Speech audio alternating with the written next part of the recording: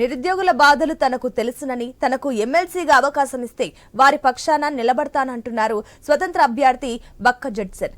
గత ప్రభుత్వాలు చేసిన తప్పిదాలపై తెగించి కొట్లాడానని తనకు ప్రజల నుంచి మద్దతు లభిస్తుందన్నారు. తనను కాంగ్రెస్ పార్టీ వద్దనుకున్నా ప్రజలు తనను కావాలనుకుంటున్నారన్నారు. 317 జీవో 46 జీవోలకు వ్యతిరేకంగా ఉద్యమం చేసిన ధరణి పేపర్ లీకులపై ఎన్నో ప్రజా పోరాటాలు చేశానని తనకు ఎమ్మెల్సీగా ఒక్క అవకాశం ఇవ్వాలంటున్న స్వతంత్ర అభ్యర్థి బక్క జడ్సన్ తో మా వరంగల్ ప్రతినిధి ప్రశాంత్ ఫేస్ టు ఫేస్. తెలంగాణలో జరుగుతున్న ఎమ్మెల్సీ ఉప ఎన్నికల ప్రచార హోరు జోరుగా సాగుతుంది. ముఖ్యంగా అభ్యర్థులు తమ గెలుపు కోసము అహర్నిశలు కృషి చేస్తున్నారు. ముఖ్యంగా ఉమ్మడి వరంగల్, నల్గొండ, ఖమ్మం జిల్లాల పరిధిలో ఉన్నటువంటి నిరుద్యోగులు, ఉద్యోగులను, మేధావులను, విద్యావేత్తలను కలిసి తమ యొక్క అభ్యర్థిత్వాల కోసం అయితే ప్రచారం సాగిస్తున్న పరిస్థితి కనిపిస్తుంది. ప్రస్తుతం మనం హన్మకొండలోని సెంట్రల్ లైబ్రరీ వద్ద స్వతంత్ర అభ్యర్థిగా పోటీ చేస్తున్న కాంగ్రెస్ బహిష్కృత నేత బక్క జడ్సన్ ఉన్నారు. వారిని అడిగి మరిన్ని వివరాలు తెలుసుకుని, సార్ చెప్పండి, ప్రచారం ఎలా సాగుతుంది? ముఖ్యంగా మీ ప్రచారంలో నిరుద్యోగుల దగ్గరికి, ఉద్యోగుల దగ్గరికి పోయినప్పుడు ఎలాంటి సమస్యలు మీ దృష్టికి తీసుకొస్తున్నారు? రేపు వాటి సాధన కోసం ఎలా కృషి చేస్తారు? అవస్థనా ఇక బహిష్కరించడం పదే కాంగ్రెస్ కలిసి వేరే అయిపోతుంది. ఇక అనా ఇవాళ నేను డిసెంబర్ 15వ తారీఖు ఆ రోజు కాంగ్రెస్ పార్టీలో నేను సభ్యునిగా ఉన్నప్పుడే యాదాద్రి భువనగిరి జిల్లా హెడ్ క్వార్టర్లో కాంగ్రెస్ నాయకుల మధ్య నేను ఎమ్మెల్సీ నిలవబడబోతున్నా అని చెప్పేసి చెప్పడం జరిగింది. దాని తర్వాత ఇవాటి వరకు నేను 570 కార్యాలయాలు తిరిగి అక్కడ నేను అందరి మద్దతు కూడగట్టిన. మార్చి 9వ తారీఖు నా మేనిఫెస్టో రిలీజ్ చేసిన. వరంగల్ ప్రెస్ క్లబ్లా, ఖమ్మం ప్రెస్ క్లబ్, నల్గొండల 3 ఇట్లలో ఏకకాలంలో నా యొక్క దాన్ని విడుదల చేయడం జరిగింది.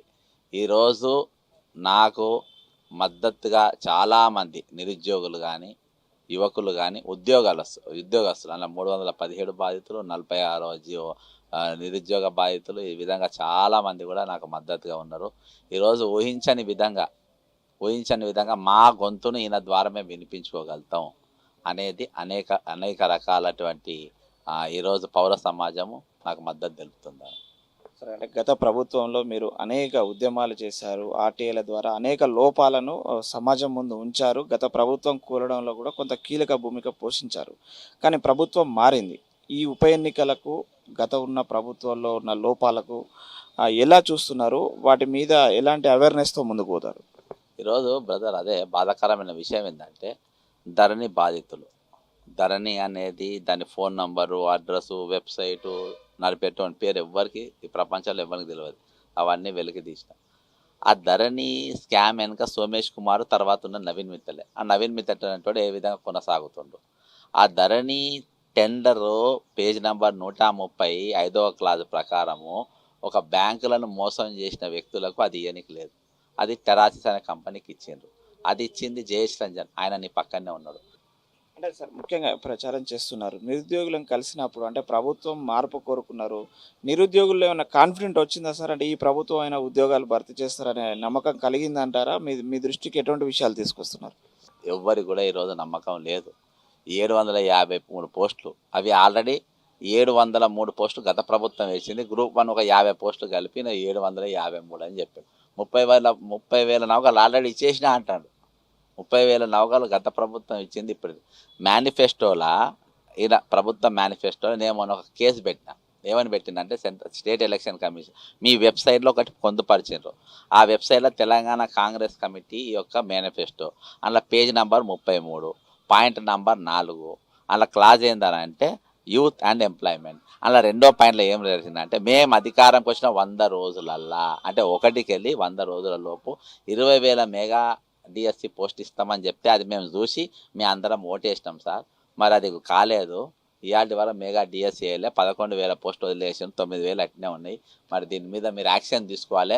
నేను నీ వెబ్సైట్లో ఉంది కాబట్టి నేను నమ్మిన, బయట పెడితే నమ్మేటోని కాబట్టి నువ్వు బాధ్యుని, దీనికి నువ్వు యాక్షన్ తీసుకుంటావా లేకుంటే మేము దీని మీద కోర్టుకు పోవాలా అని చెప్పేసి మన వికాస్ రాజ్ గారిని 1 to 1 కలిసి ఇచ్చి వచ్చిన.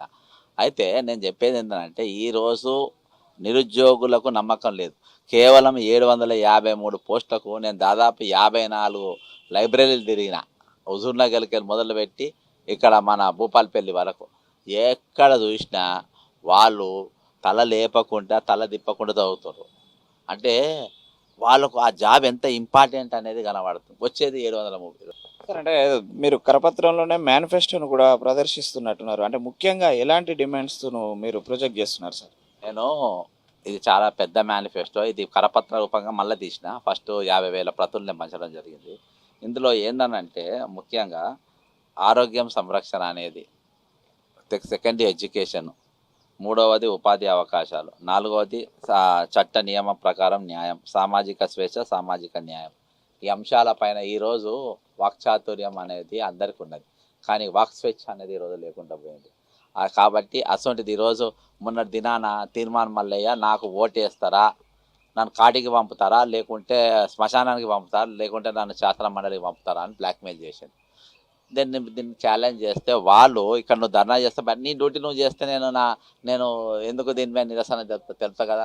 ఆ నిరసన జరిపే స్వేచ్ఛ ప్రభుత్వం ఇవ్వాలి. దాని కొరకు ఈరోజు మనం కొట్టాలి. పేరుకు ప్రజాస్వామ్య దేశం అయినా అంత తెలంగాణ ఏర్పడ్డాక అందరి నియంత పోకడే. కాబట్టి దీనిపైన ఖచ్చితంగా మా వాణిని వినిపిస్తాం. మేనిఫెస్టో కూడా మేము ఖచ్చితంగా నెరవేర్చేదే, మేము చేయగలిగేది. దీనిదేముందే మొత్తం ఉద్యమాలే. కాబట్టి దాని ప్రతి అంశం మీద మేము కొట్లాడతాం. మేము అందరి గొంతునై మేము ఖచ్చితంగా మాట్లాడతాం. అది మనం చూస్తున్నాము.